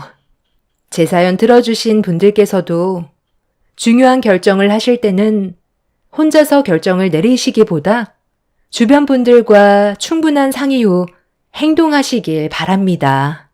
감사합니다. 안녕하세요. 저는 현재 항암 치료를 받고 있는 30대 중반 여자입니다. 한 번에 너무 많은 일을 겪어서 그런지 아직도 충격에서 벗어나지 못하고 있지만 그래도 제가 살아야 될 이유가 있기 때문에 저는 오늘도 이를 악물며 버티고 있는 중입니다. 꼭 완치가 돼서 정상적인 삶으로 돌아가야 그 인간들의 속을 뒤집어 놓을 수가 있거든요. 제가 암이라는 사실을 알게 된 건 가슴에 이상한 몽우리가 잡히면서 약간의 통증이 동반되어 느낌이 별로 좋지가 않아 병원에서 정밀 검사를 받았었는데 충격적인 진단 결과를 듣게 되었고 믿을 수 없는 현실에 결국 눈물이 왈칵 쏟아지고 말았어요. 남편과 결혼을 한 지 3년 차라 아이를 준비하려고 계획을 하고 있던 도중에 유방암 진단을 받았던 터라 그 슬픔이 너무나도 크게 다가왔었어요. 의사는 저에게 2기 정도 되어 보이고 완치는 장담할 수는 없지만 최선을 다해 제가 원래의 삶으로 돌아가기 위해 치료를 해주겠다며 4, 5년 정도의 기간을 보셨어요. 다른 곳에 이미 전이가 됐을지도 모르는 상황이라 기간을 길게 정했어요. 그리고 이 사실을 남편과 시부모님께서 전부 알게 되셨고 제가 암이라는 사실에 너무 큰 충격을 받으셨는지 시모는 오열을 하셨어요. 옆에서 남편도 눈물을 훔치며 괴로워하고 있었습니다. 제가 암이라는 진단을 받기 6개월 전에 저와 평생을 함께 하실 줄 알았던 엄마가 사고로 세상을 떠나셔서 그 고통이 아직도 아물지도 않았는데 또 다른 불행이 저에게 찾아와 삶의 의욕을 완전히 상실한 상태였죠. 아빠도 3년 전에 대장암으로 힘든 투병 생활을 하시다가 세상을 떠나셨기 때문에 저희 집안은 살아도 사는 게 아니었어요. 그런데 이런 악재가 줄줄이 이어지다 보니 정신을 부여잡고 살아야겠다는 의지는 점점 약해지고 말았습니다. 이런 저를 보면서 시모는 꼭 이겨내야 한다고 제가 포기하지 않게 손을 잡아주셨지만 큰 도움이 되진 않았어요. 그만큼 너무 많은 불행들이 이어져 와서 이미 지쳐있는 상태였죠. 병원에서 항암 치료를 받기 위해 입원해 있는 동안 남편은 제가 하루라도 빨리 건강한 몸으로 돌아올 수 있게 옆에서 많은 도움을 줬었어요. 비록 부모님 두 분 다 세상을 떠나셨지만 시부모님과 남편이 저를 한 가족처럼 진심으로 대해줬기 때문에 시간이 지날수록 정신을 바로잡을 수가 있었습니다. 그렇게 힘든 항암 치료를 지속적으로 받으면서 하루빨리 좋아지기를 간절히 바라며 살아가고 있었는데 제가 암에 걸렸다는 소식을 접하게 된 둘도 없는 친한 친구가 병문안을 오게 되었고 항암 치료로 달라진 모습에 충격을 받았는지 친구는 한참 동안 눈물을 쏟아냈어요. 병원에서는 언제 퇴원할 수 있대? 수술은 아직 안 해도 되는 거야? 네가 병실에 누워서 지낼 거라곤 상상도 못 했었는데 이게 무슨 일이니? 그러게, 나도 이 나이에 암으로 병원에 올 줄은 꿈에도 몰랐어. 치료만 잘 받으면 괜찮아질 수 있을 거라는 말을 듣긴 했었지만 그건 어디까지나 전이가 되지 않았을 때 얘기라 좀 더 상황을 지켜봐야 하거든. 수술 전에 항암 치료를 먼저 권하더라고. 수술로 종양을 제거하고 보조요법으로 항암 치료를 하게 되면 해당 항암제가 효과가 있는지 평가하기가 어렵대. 그래서 종양이 있는 상태에서 항암 치료를 받아야 종양이 잘 줄어들고 있는지 확인이 가능하다네. 미세 전이 세포를 없애 재발을 방지하기 위한 목적이라니까 의사의 말대로 따르는 게 제일 좋은 방법이겠지. 나도 하루라도 빨리 내 몸속에서 종양을 제거하고 싶은 마음은 있지만 전이세포가 항암 치료에 효과가 있는지 집중적으로 보려는 것 같아. 그래도 네가 내 얼굴 보러 와주니까 조금은 기운이 난다. 병원에 입원했다는 말을 듣는 순간 내가 얼마나 놀랐는지 알아? 가슴이 철렁 내려앉았었다고. 항암 치료 받으면 몸이 많이 약해진다던데. 체력이 중요하니까 끼니 거르지 말고 꼭 챙겨 먹어. 아, 그리고 이건 뭐가 입맛에 맞을지 몰라서 과일 좀 여러 개 챙겨왔거든? 너는 아직 젊으니까 금방 이겨낼 수 있을 거야. 지혜씨 오셨어요? 뭘 이런 걸 다 챙겨왔어요. 다음에 올 땐 그냥 빈손으로 오세요. 이 사람이 요즘 빨리 태어나고 싶은지 치료에 적극적이라 금방 괜찮아질 거예요. 남편도 제 친구를 몇 번 본 적이 있어서 어색하지 않은 분위기로 대화가 이어졌어요. 그렇게 잠깐 동안 옆에 있어준 친구 덕분에 기운을 차릴 수 있었고 남편은 제 친구를 배웅해 주고 오겠다면서 잠깐 자리를 비웠습니다. 그날 이후 친구는 시간이 날 때마다 병원에 와서 제 말동무가 되어줬고 항암 치료 받는데 지치지 않게 옆에서 많은 힘을 줬습니다. 남편과 시부모님께서도 저에게 항상 관심을 가져 주었고 제가 이 세상에 살아야 될 존재라는 걸 알려주었어요. 그런데 어느 날부터인가 남편과 친구 사이에 눈에 거슬리는 모습들이 조금씩 들어왔고 살짝씩 서로를 건드는 터치가 제 심기를 불편하게 만들었어요. 자주 얼굴을 봐서 그런지 상당히 친해진 걸 알 수 있었죠. 친구는 아직 결혼을 하지 않았기 때문에 제가 예민해졌다는 걸 인지하지 못하고 있었어요. 당신 요즘 내 친구랑 많이 가까워 보이던데 당신이 유부남인 거 알고 있지? 누가 보면 병실에 소개팅하러 나온 줄 알겠어. 그리고 요즘 당신 손버릇이 내 눈에 자꾸 거슬리는데 왜 내 친구를 살짝씩 건드리는 거야? 터치하는 당신 손이 점점 가감해지는 것 같아 친구가 불편해할까봐 미리 말해주는 거야. 내가 지혜 씨한테 터치를 했다고? 나도 모르게 그냥 인사 차례로 몇 번 하는 건데 그게 당신 눈에 거슬렸어? 그럼 앞으로 좀 더 조심해야 되겠네. 그리고 배웅해 주겠다고 나가면 왜 한참 뒤에나 들어오는 거야? 그냥 병실 문 앞에서만 간단하게 인사를 주고받으면 되는 건데 몇 시간 뒤에나 들어오잖아. 그건 볼일 좀 보느라 늦게 들어오는 거지. 배웅은 병실 앞에서 끝나는데? 당신 설마 지금 질투하는 건 아니지?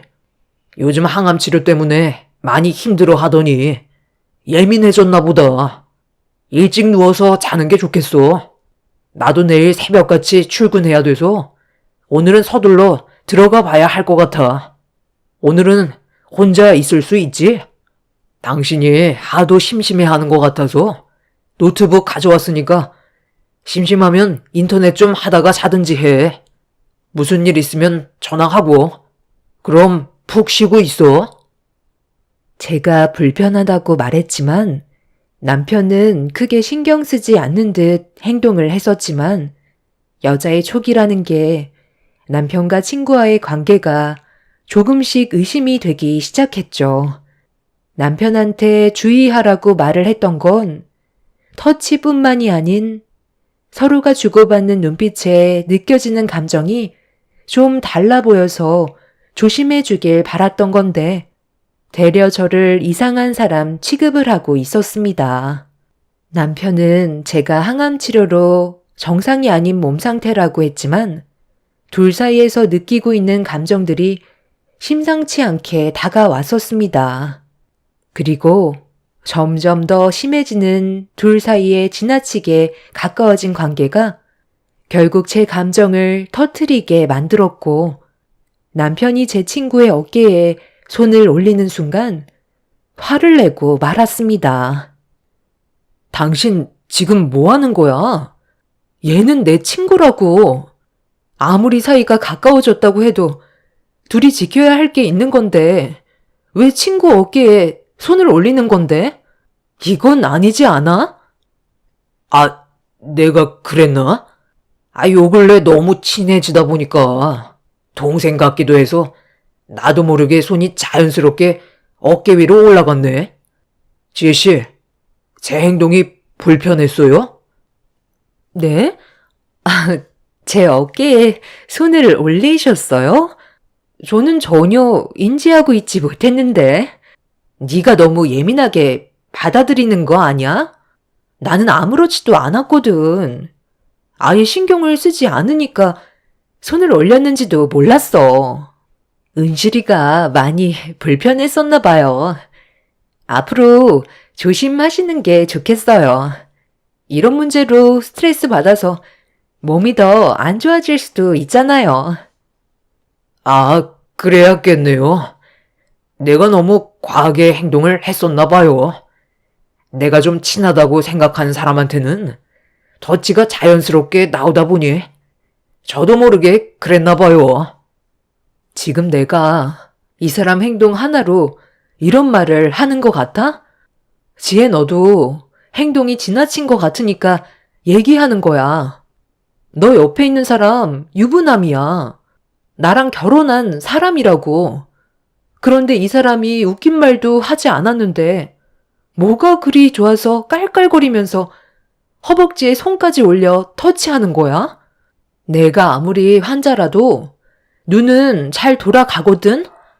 둘이서 하는 행동들이 지나치니까 이런 말을 하는 건데 설마 둘이 그런 사이는 아니지? 내가 두 눈 뜨고 지켜보는데 바람 피우는 거 아니냐고. 어머, 얘. 너는 무슨 말을 그렇게 하니? 나랑 같이 알고 지낸 세월이 몇 년인데 아직까지 나를 몰라? 그냥 자연스럽게 나오는 행동인데 너무 예민하게 보는 거 아니야? 네가 기분 나빴다면 미안해. 하지만 나도 서운하긴 하네. 먼저 일어나 볼 테니까 푹 쉬어라. 당분간 오기는 좀 힘들 것 같다. 하루라도 빨리 완치되길 바랄게.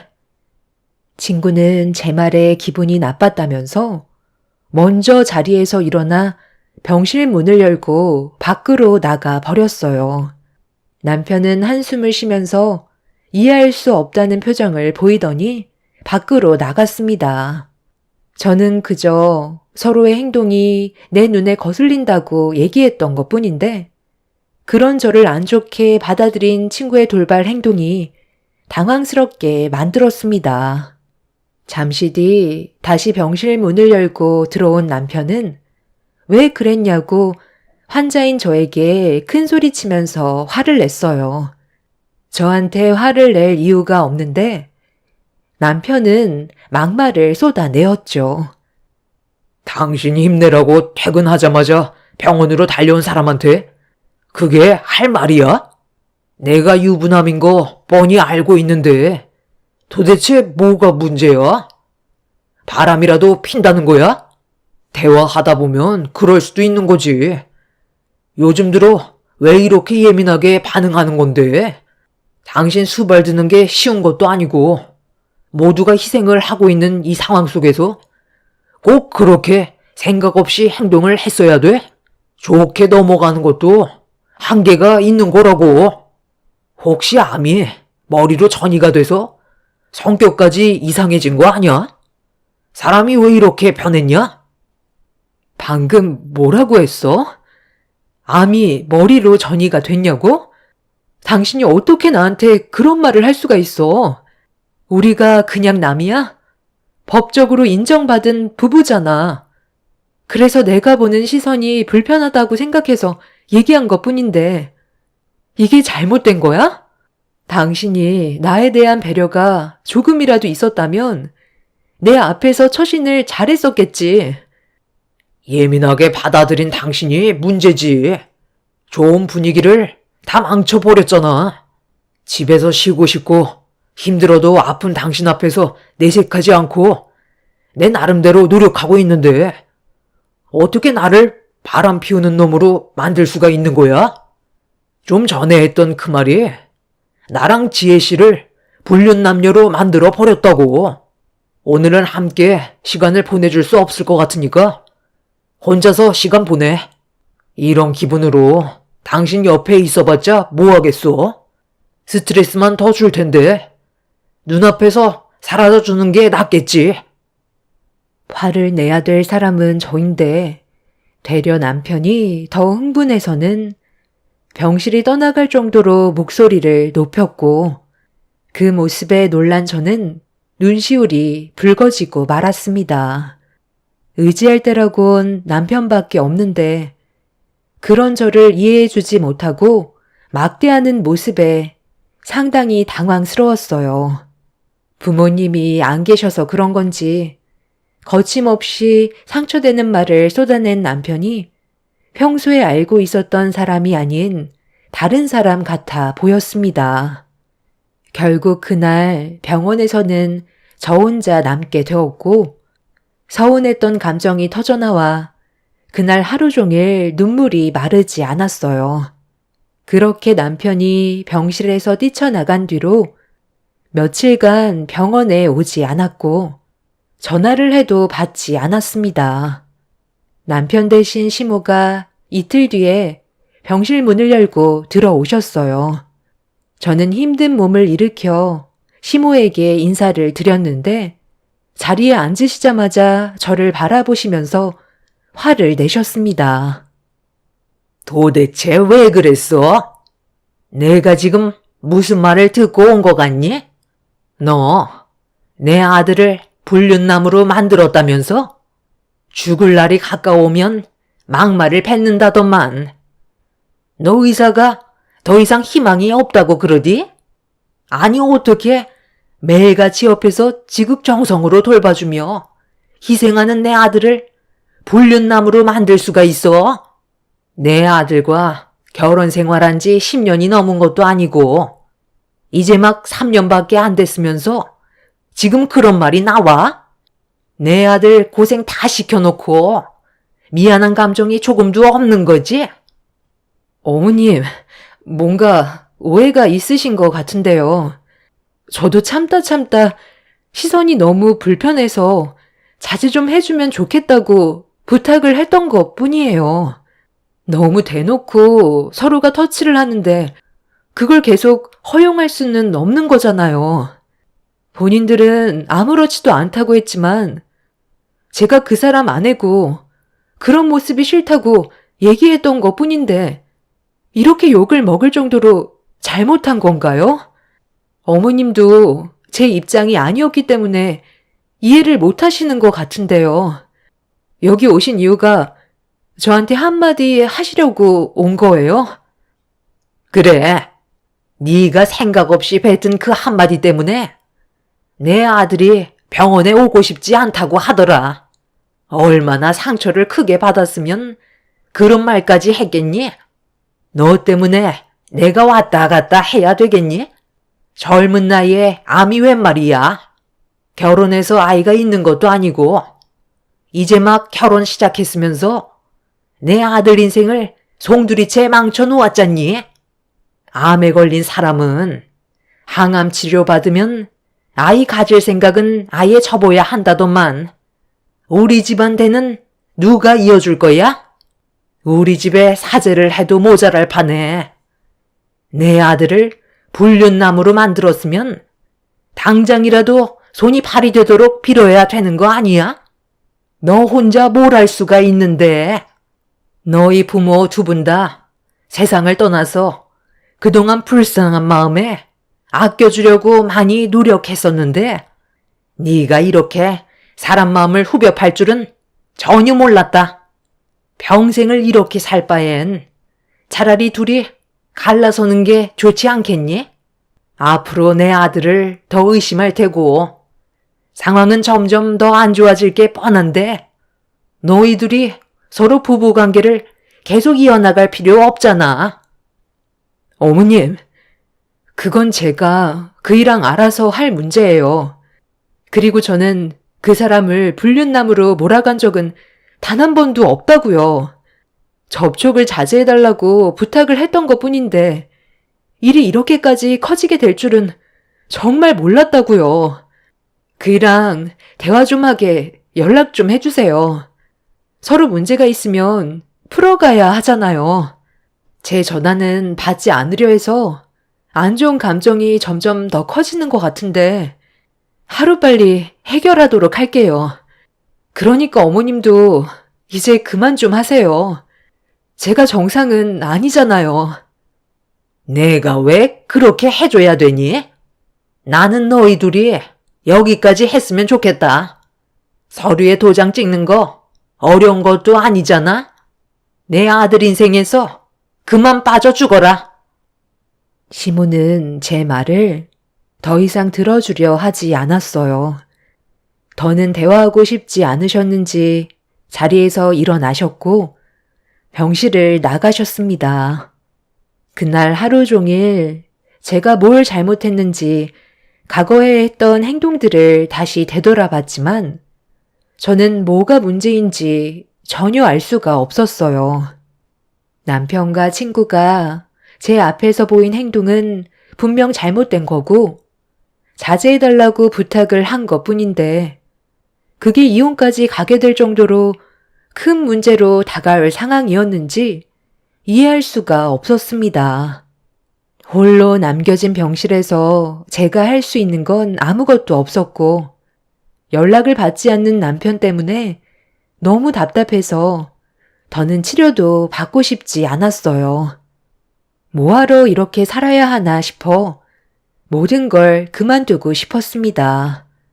그래서 의사에게 치료를 그만받고 퇴원하겠다는 말을 꺼내려는 순간 남편이 병실 문을 열고 들어왔어요. 그리곤 아무 말 없이 저를 바라보고 있었습니다. 시모가 한바탕 뒤흔들고 간 이후 정신적으로 많이 힘들었는지 남편한테 이혼하자는 말을 꺼냈어요. 병 걸린 제가 남편을 붙잡고 있는 것 같아 차라리 그만하는 게 좋을 것 같다고 결정을 내렸었죠. 암이 다른 곳으로 전이가 되어버렸으면 문제는 심각해지기 때문에 차라리 남편의 인생 새롭게 시작하는 게 좋을 것 같다고 생각했었어요. 서로에게 안 좋은 감정이 계속해서 쌓이는 걸 원하지 않았습니다. 그래서 이혼 얘기를 꺼냈는데 남편은 제 말에 거부를 했어요. 내가 왜 당신이랑 이혼을 해야 되는 건데? 지금껏 살아온 시간 나한테 보상이라도 해줄 거야? 그게 아니라면 하루빨리 퇴원하지 그래? 나랑 사는 게 힘들면 그만하자는 거야. 내 몸이 온전치 않은데 뭐하러 같이 살아가려는 건데? 당신은 이미 나에 대한 감정이 예전 같지가 않잖아. 그렇다고 환자인 너를 두고 이혼을 하면 내가 두 발 뻗고 잠을 잘 수가 있을 것 같아? 쓸데없는 말 하지 말고 치료에나 집중해. 나도 좋지 않은 감정을 가지고 왔지만 법적으로 우리는 아직까지 부부이고 내 할 도리를 하기 위해 온 것뿐이야. 내가 한 행동들이 많이 거슬렸다면 앞으로 조심하면 되잖아. 그러니까 당신도 말을 좀 가려서 해줬으면 좋겠어. 서로 힘들다 보면 예민해질 수도 있는 상황들이 오는 건 당연한 거야. 넘어갈 수 있는 건 좋게 넘어가자는 말이야. 남편의 말이 끝나는 순간 병실 문이 열렸고 한동안 찾아오지 않았던 친구가 모습을 드러냈어요. 둘이 약간의 텀을 두고 들어왔지만 서로 입을 맞춘 것 마냥 시간 간격을 두고 들어온 것 같아 보였습니다. 서로의 분위기는 예전과는 많이 달라 보였어요. 이미 둘은 상당히 가까워진 사이가 되어버렸는지 누가 봐도 연인 사이처럼 보였었죠. 하지만 제가 오해하는 걸 수도 있어서 아무 말도 하지 않았고 최대한 내색하지 않으려 애써 분위기를 전환시키려고 먼저 말을 이어나갔습니다. 시모의 말대로 몸이 안 좋기 때문에 예민하게 반응을 할 수도 있다는 걸 인지하면서 최대한 안 좋아진 상황을 다시 풀어나가려 했었어요. 제가 항암 치료를 받고 너무 힘이 들어 지쳐버린 나머지 병상에 눕자마자 잠이 들어버렸는데 얼마의 시간이 지난 건지 힘겹게 눈을 떴을 때 제 앞에 보이는 하나의 장면에 다시 눈을 질끈 감아 버렸습니다. 남편이 친구의 입에 황도캔을 떠먹이면서 서로 꿀이 떨어지다 못해 흐르고 있었어요. 그리고 그 장면과 함께 둘의 대화를 엿듣게 되었죠. 은실이 부모님 집이 정말 좋긴 하더라. 거기가 정말 우리 집이 됐으면 좋겠는데. 그때가 언제가 될 것 같아? 그냥 병원에서 쭉 살게 하면 안 돼? 아직 수술도 받지 않았으니까 항암 치료로 암이 줄어든다 싶으면 수술 날짜 잡겠지. 어차피 암이 한번 생기면 다른 곳에도 이미 전이가 많이 됐을 거야. 그럼 병원에서 살아야 될 날이 많아지겠지. 내가 알아봤는데 암 2기가 넘어가도 살 수 있는 확률이 많지는 않다고 하더라. 그리고 젊은 나이일수록 진행 속도가 빨라져서 더 힘들다던데? 장모님이 살아계셨을 때 사시던 그 집이 지금 아마 40억 정도 될걸? 괜히 비싼 게 아니야. 그쪽 주위 입지를 봐봐. 그러니까 너무 좋더라고. 그냥 앞으로 거기에서 우리 둘이 쭉 살았으면 좋겠어. 그런데 은실이 얘는 언제 깨어나는 거야? 우리가 하는 말 듣고 있는 건 아니겠지? 의사가 그러는데 약 기운 때문에 늦은 저녁 시간이나 되어서야 정신을 차릴 거래. 요즘 이 사람 몸이 많이 약해졌다는데 체력이 어느 정도 받쳐줘야 수술도 하는데 아직 결정을 내릴 수 있는 단계는 아닌가 봐. 그나저나 나는 지혜 부모님 얼굴 언제 뵈지? 정식적으로 인사는 드려야 할 거 아니야. 뱃속의 아이도 생각해야지. 우리 부모님도 아직 이 사실을 모르고 있긴 하지만 우리 엄마는 이 사람이랑 하루빨리 이혼하기를 원하쇼. 병자를 며느리로 드리고 싶지 않대. 나도 하루라도 빨리 부모님께 말을 하고 싶긴 하지만 은실이가 아직 멀쩡히 살아있는데 오빠 아이를 가졌다는 말을 꺼내면 우리가 불륜인 걸 인정하는 거잖아. 암 환자가 살아봤자 얼마나 살겠어. 이케야 몇 년이야. 그럼 그 전까지 우리 관계를 최대한 숨기고 있다가 세상 떠나면 그때 정식으로 결혼하고 시작하면 되는 거야.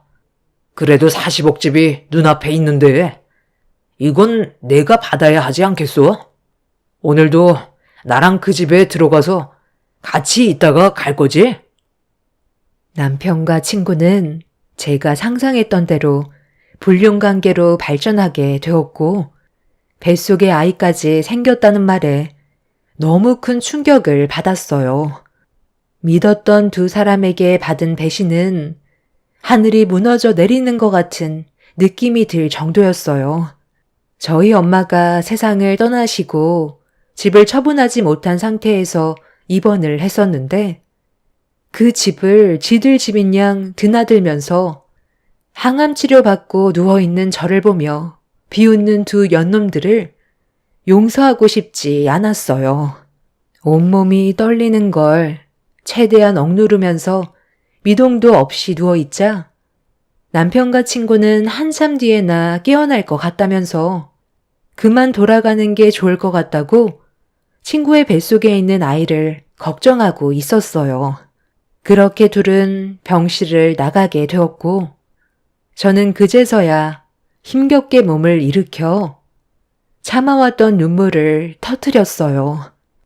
둘을 절대로 용서하고 싶지 않아 의사에게 사정을 얘기한 뒤 힘든 몸을 이끌고 택시에 몸을 실어 두 눈으로 현장을 보기 위해 엄마의 집으로 향했어요.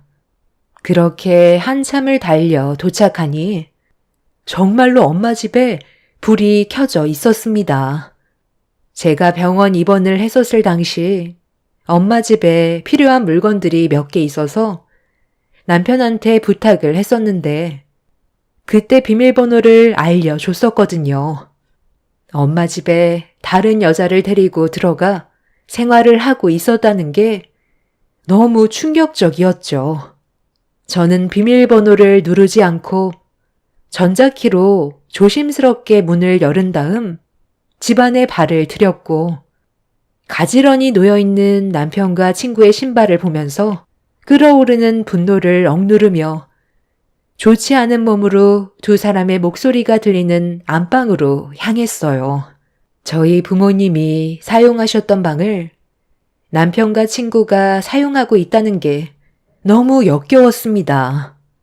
현장을 급습하려고 방문 손잡이를 잡은 뒤 문을 활짝 열려는 순간 남편의 한마디에 온몸이 경직이 되었어요. 엄마가 사고로 세상을 떠났다고 생각했었는데 그 사건에 남편이 개입이 되어 있었고 저는 그런 사실을 모르고 있었죠. 저번에 말했던 거 다 사실이라니까. 내가 뭐하러 지혜노한테 거짓말을 하겠어. 장모님이 나를 그동안 얼마나 안 좋게 봤었는데 항상 마음에 들지 않는다면서 불만을 털어놓으셨어. 내가 여자들한테 너무 들이댄다고. 그 사람 없을 때 몇 번 지적을 받았었거든. 그냥 친절한 모습을 보여줬던 것뿐인데 그게 마음에 들지 않았었나 봐. 그런 안 좋은 감정이 생기다 보니까 나도 모르게 욱하게 되더라고. 그래서 장모님이 사다리를 타고 지붕에 하자가 있는 곳에 손 좀 봐달라고 했을 때 하지 않았었거든. 내가 무시를 하니까 결국 장모님이 사다리를 타고 올라가시길래 그때를 놓치지 않고 사다리를 뒤집어 엎어버렸어. 사람을 무시하는 것도 정도껏 해야지. 괜히 성질 건드려서 결국 뇌진탕으로 세상을 떠났잖아. 남의 일에 참견하다가 더 살 수 있는 거 삶이 단축돼 버렸지. 그냥 사고사로 처리가 돼서 그 사람은 아무것도 몰라. 은실이 세상 떠나면 이 집 우리가 전체 리모델링 해서 살까? 아니면 처분하고 신축 아파트에 들어가서 살래? 40억이면 아파트 사고도 남잖아.